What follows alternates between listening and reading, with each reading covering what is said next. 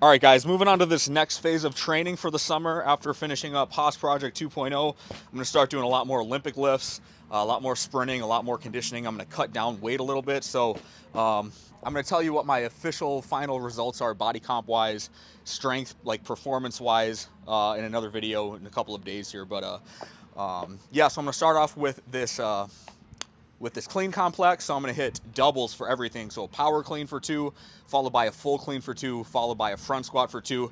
I think I'm going to work up to like 5 or 6 working sets. I'm not expecting myself to hit anything big. I'm just really working on bar speed, good technique, good footwork, making it look good, making all of the reps feel confident, high execution. That's what the goal is for the Olympic lifting. And then I'm going to behind the neck press, and I'm going to RDL after that.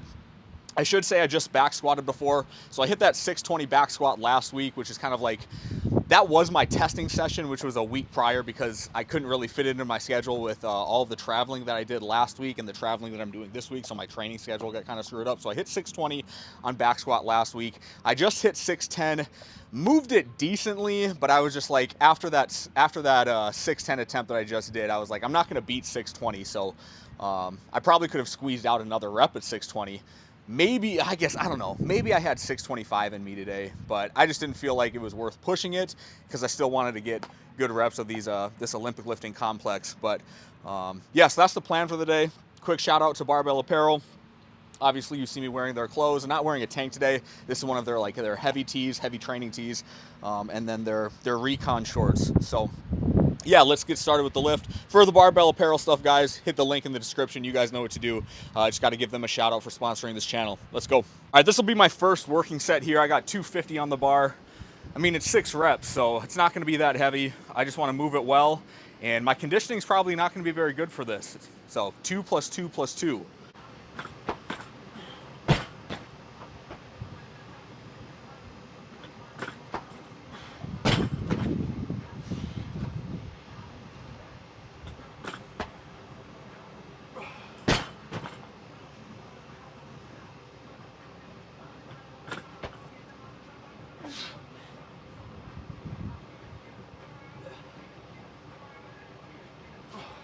Any advice for dealing with shin splints?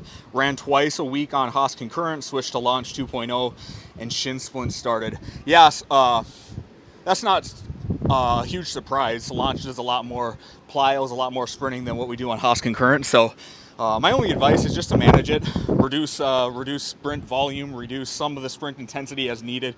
Just manage it the best you can. If you catch it early and you adjust training load as needed right away, you'll be fine. It should go away after within a week, I'd think. But just manage it the best you can. I have a preference towards building maximal glute power, and I want to incorporate sprint workouts into my weekly routine. Would it be better for me to prioritize hill sprints over flat ground sprints? Yeah, I guess so. I mean, you say prioritize hill sprints over flat ground sprints. Do both of them, but yeah, you can split it up. You can split one day as hill sprints or resisted sprints. I would just call them resisted sprints, and that's going to potentially give you another stimulus to build some power in that glute.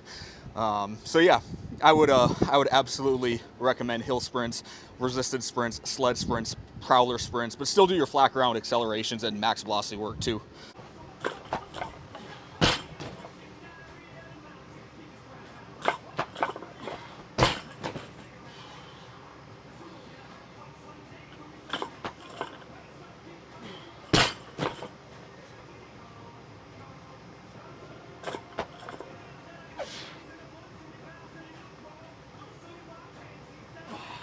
Just the whole continuity of this exercise feels kind of off. I'm glad I cleaned a little bit last week. It's kind of prepped me for this a little bit. I'm probably going to be working with relatively light weights for a while. Like the timing of getting my feet where I want them to get, when I want to put them down in relation to when I'm receiving the bars off. There's a little bit of like swinging and forward, too much forward translation of the bar in these. But I'm going to put 270 on.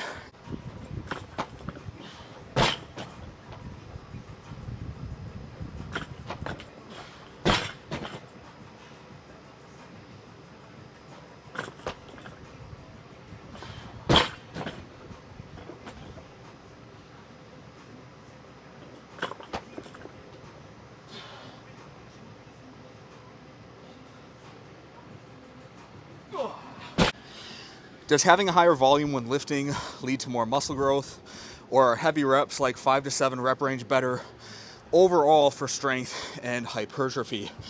I have a video called Roadmap to Strength and Hypertrophy, or Roadmap to Hypertrophy. I kind of go over this in detail, like where volume and intensity, the relationship between those two, how volume will go up here, how intensity will go up here, and how just kind of the whole relationship between the two. Just go check out that video. For me, at a more advanced stage of lifting, I tend to gravitate towards higher intensity, lower volumes. When I say lower volumes, I'm not necessarily talking about rep ranges. I'm talking about number of sets typically. So I definitely fall into the camp more of like lower number of working sets, but really pushing the intensity of those working sets. And then regarding volume of those sets, I'm totally in favor of doing really hard sets of 12 or anything below really, but working up to like really hard sets of 12 is great. If you do like 2 hard sets of 12, phenomenal for hypertrophy. All right, I put 275 on the bar. Got a few more sets left.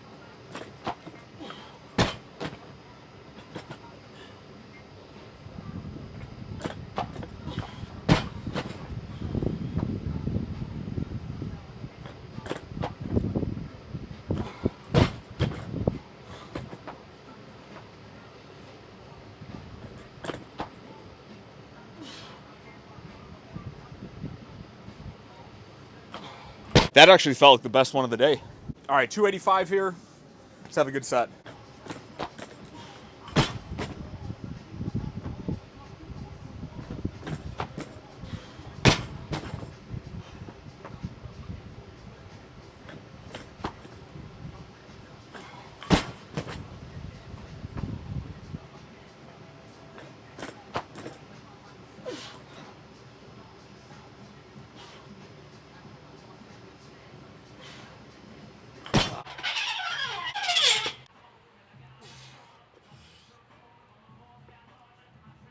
Working sets of the behind the neck presses here, hitting sets of 5.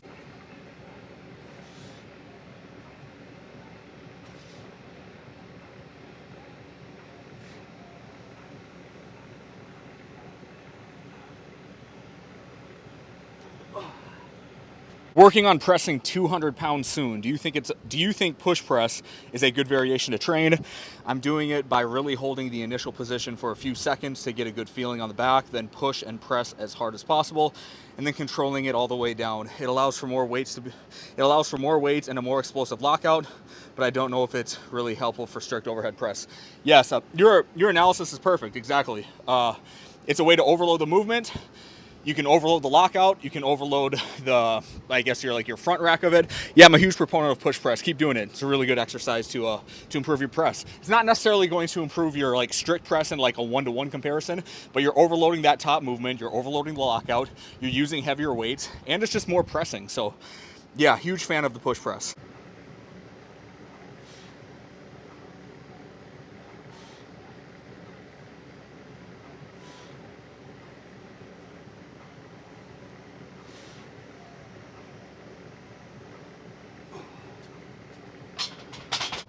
What are my thoughts on science-based Instagram lifters who only have 5 or less years of experience under the belt, who claim their methodology is superior to all others, despite lacking in both strength and aesthetics compared to their, quote, bro science counterparts? Should they even be coaching or giving out advice per se? This kind of reminds me of something I just put out on Instagram. So as far as like the science-based lifters that you're talking about, you're going to have to give me names before I can say it, like whether or not that person is worth following or not. And I don't really want to like insult people, but it kind of reminds me to something I just put out on Instagram, which is I see this quote all the time, especially on Twitter. I see it on Instagram sometimes, where people will say like a red flag, like Joe DeFranco. Is that his name? Joe DeFranco? DeFranco's gym. Yeah, that guy, bald guy.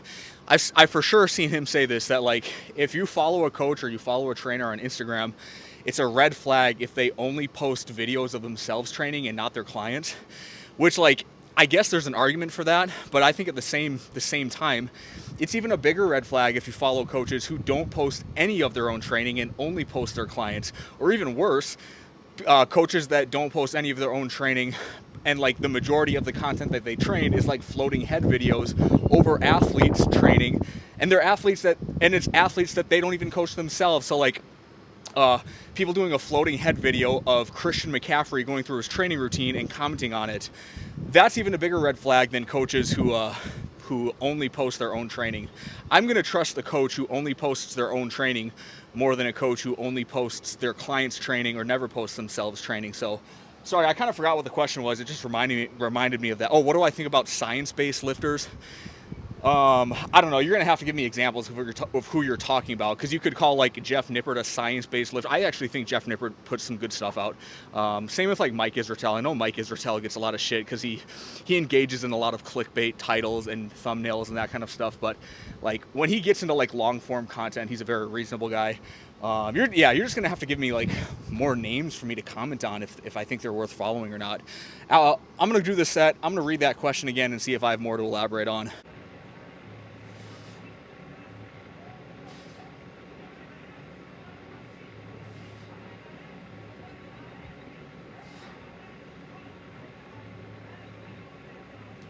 What are your thoughts on science-based IG lifters who only have 5 or less experience under their belt, who claim their methodology is superior to all others despite lacking in both strength and aesthetics compared to their counterparts? Should they even be, quote, coaching or giving out advice per se? Oh, you have more to it. For example, they'll say the rectus femoris is a biarticular muscle, therefore it doesn't get trained in the squat, only knee extension. Which again, on paper is true and makes sense, but in reality, I've never seen anyone who only does squat patterns that only has 3 out of the 4 quadricep heads showing in development. I've built my quads and hamstrings from back. I've built my quads and hamstrings from back, front squats, and conventional deadlifts. Would love to hear your thoughts on this. I agree with your assessment. Yeah, if you build your legs through the squat, you're not gonna have like only 3 of the 4 quadriceps muscles developed. So, again, I guess it just comes down to like the merit. What's the merit? What's the argument that they're saying? Does their argument have merit? It just takes some scrutiny, some critical thinking. Squatting, the squat pattern is the best quad developer. I think anyone who says otherwise is being disingenuous. I've made a video called Grow Your Quads where I talk about it. Like, if you really want to develop the quads, you got to do it through squatting. Once you reach a certain level of strength and hypertrophy, then the leg extension, then the other exercises are going to be much more meaningful to your continued development. But yeah, don't try to grow your legs via skipping over the squats. Make that the foundation of growing your legs, and once you reach a certain point, then you can start messing around with other exercises and movement patterns. All right, moving on to the RDLs here, just hitting sets of 5. Reminder, I'm live streaming my deadlift, my max out deadlift session on Wednesday. Today's Monday. I think I'm probably going to get this video up on Tuesday, so maybe it's going to be tomorrow by the time you see it. But yeah, Wednesday, I think it's the 15th, Wednesday, May 14th, I'm going to be live streaming my deadlift. So I'll let you know. I'll put a post on YouTube what time I'm going to be doing that, so you guys can tune in if you want. But yeah, just hitting 5s on RDLs here today. I'm going to keep it relatively light. Just feel those hamstrings, get them ready to go for Wednesday for my deadlift.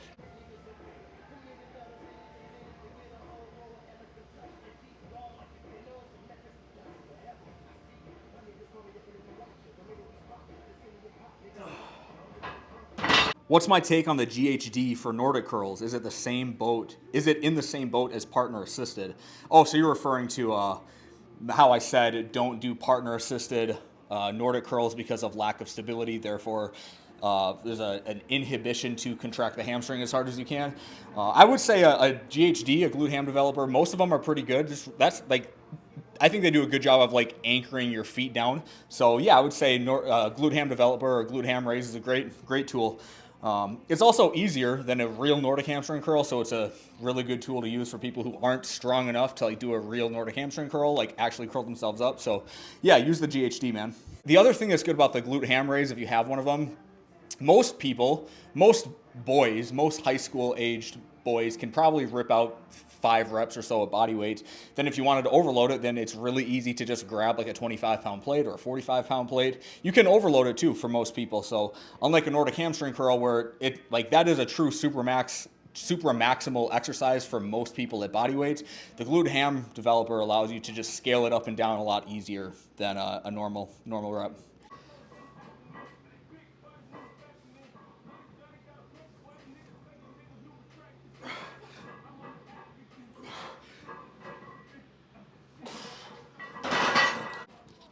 What's my opinion on kettlebells, sandbags, and odd implements in general?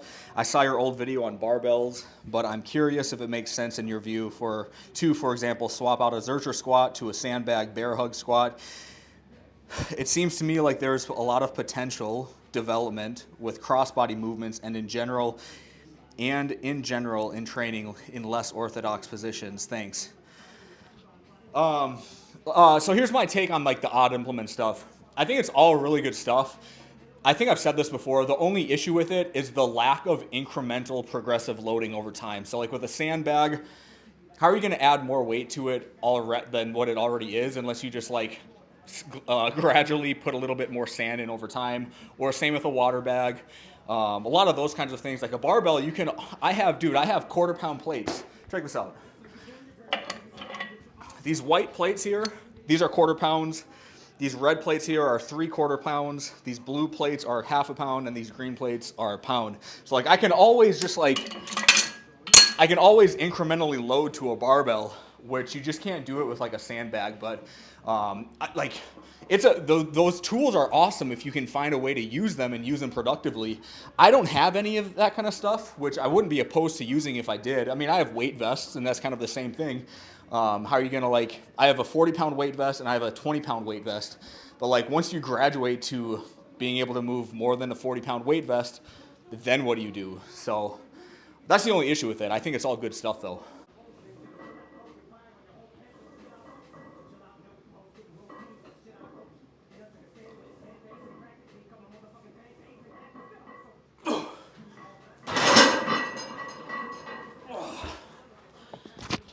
All right, guys, that's all I got for the video. Thanks for watching. Appreciate it.